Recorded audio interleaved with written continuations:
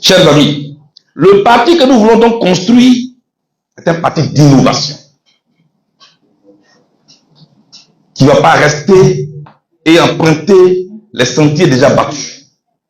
Innover par nos propositions, innover par nos projets, innover par notre méthode de gestion. Mais nous sommes aussi un parti républicain. Nous sommes un parti républicain. C'est-à-dire nous respectons les institutions de la République. Nous sommes attachés à des valeurs de la République. Ça, c'est très important. Par exemple, moi, je n'accepte pas que quelqu'un vienne déstabiliser mon pays, mettre à mal les institutions de la République, parce que lui n'est pas content. Et il prend des armes. Vous voyez? Je l'ai dit hier quand le président Gbagbo était au pouvoir. Vous vous souvenez? C'est moi qui étais à la tête ici. Parce qu'on se battait nous tous contre l'usage des armes comme moyen d'accession au pouvoir. Mais vous voyez, comme aujourd'hui je suis dans l'opposition, est-ce que vous allez me voir en train de cheminer avec des gens qui n'ont pour seul programme que les armes? Jamais. Quand tu te promènes avec n'importe qui, n'importe quoi t'arrive.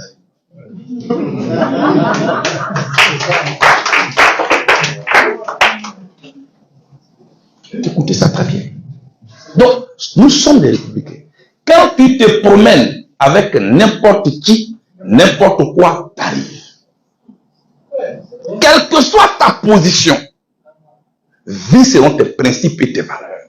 Hier, tu étais opposé aux armes comme moyen d'accession au pouvoir. Mais pourquoi aujourd'hui, tu applaudis quelqu'un qui dit, oui, je vais prendre les armes pour enlever lui là. Moi, il ne fonctionne pas comme ça.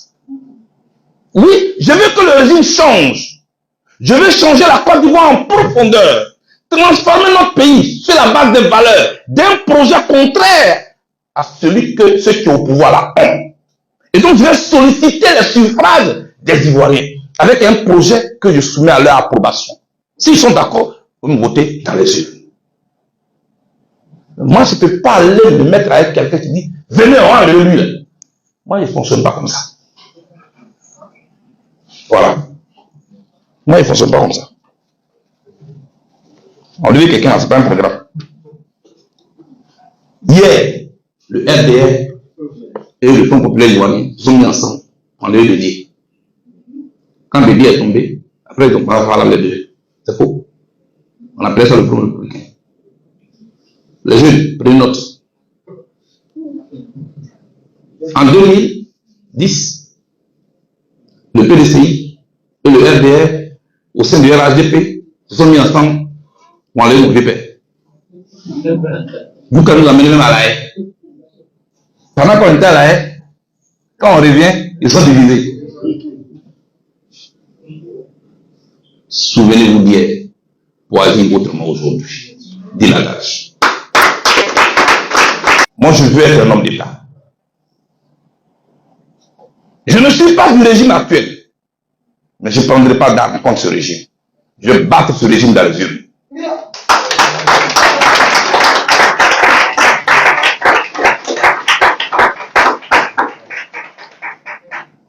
Et quand je ne suis pas avec toi, ça ne veut pas dire que je suis avec le régime. Parce qu'il y a rien qui se tombe dans ce pays-là. Mais comme il n'est pas avec nous, ça veut dire qu'il est avec le régime. Pourquoi? Je ne suis pas avec le régime, je ne suis pas avec toi. Je suis moi-même.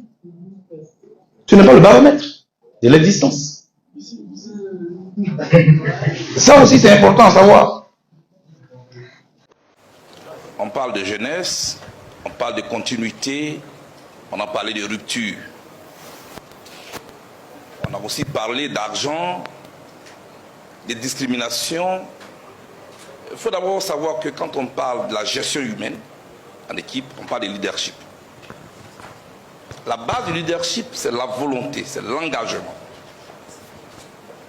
Donc, on ne tire pas quelqu'un de son lit pour l'obliger à être leader. Est-ce que tu veux? Est-ce que tu veux diriger les autres? C'est en ce moment qu'ils te reconnaissent comme un de leurs qui peut les emmener à aller de là-haut et aller de l'avant. C'est d'abord ça. Ces jeunes qui sont là, ils ont décidé et ils ont témoigné de leur histoire d'être à la tête des structures de leur parti. Et ils sont aujourd'hui là, reconnus comme tels.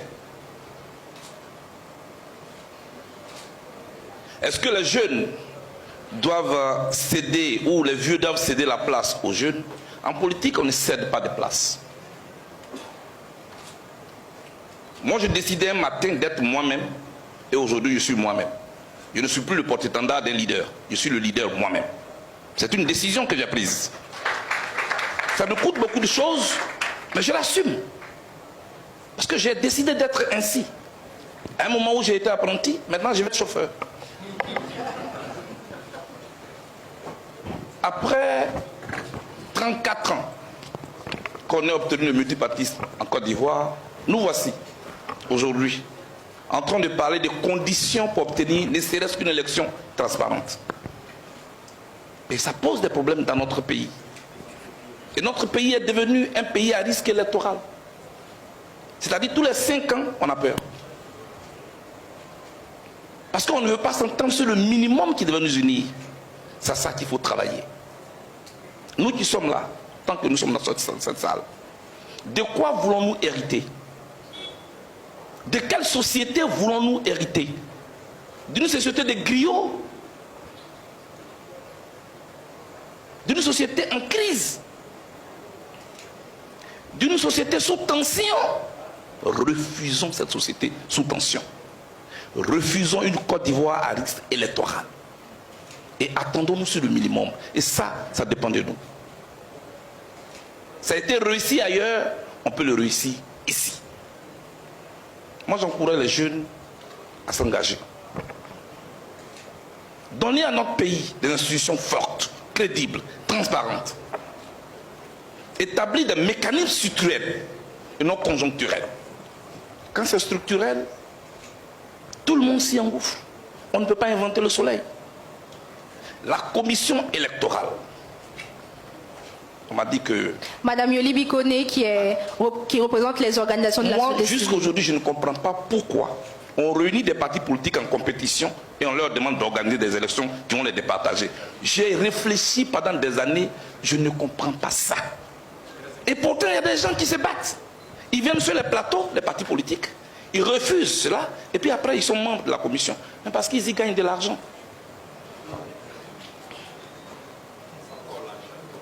Encore l'argent. Donc pour moi, cette tribune est la bienvenue.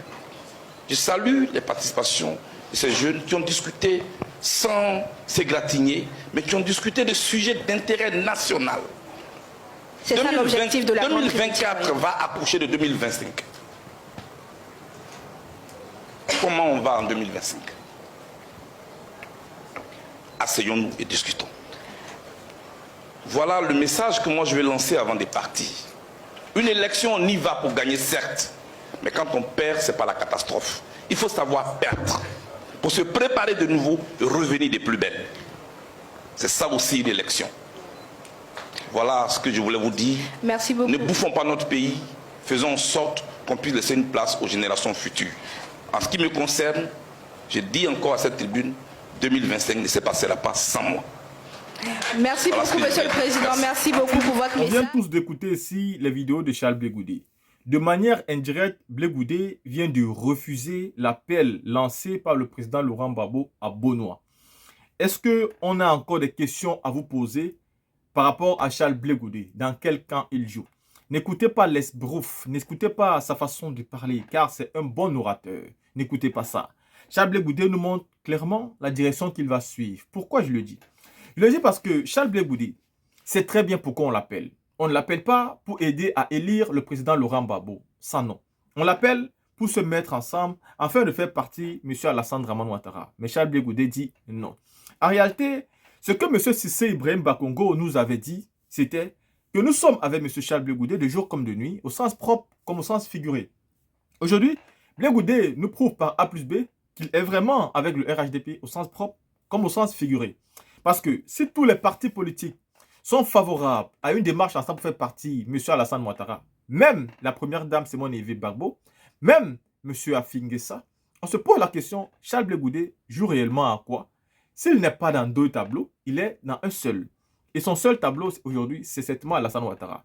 Soit il n'a même pas été approché, mais parce qu'il veut son récépissé, parce qu'il veut retrouver son argent qui est bloqué, parce qu'il veut retrouver ce qui lui revient de droit, il est peut-être capable de se dire, je ne me lance pas avec eux pour ne pas énerver le parti au pouvoir en place. Mais Charles Blé Goudé n'est pas un homme de conviction. Voilà pourquoi il a un parti politique qui n'est pas un parti de conviction. Blé Goudé ne comprend pas qu'en 2025, Ouattara ne sera pas au pouvoir. Et que c'est une autre personne qui serait au pouvoir. Et qu'en ce moment-là, cette personne pourrait gérer la politique comme il se doit, de manière libre, de manière transparente, de manière claire. Qu'on pourra donc voir un nouveau visage en Côte d'Ivoire. Charles Blé Goudé continue à jouer dans 2 tableaux. Il refuse de suivre l'opposition significative pour le départ de M. Alassane Ouattara. Et même si on met ça de côté, posons-nous une seule question.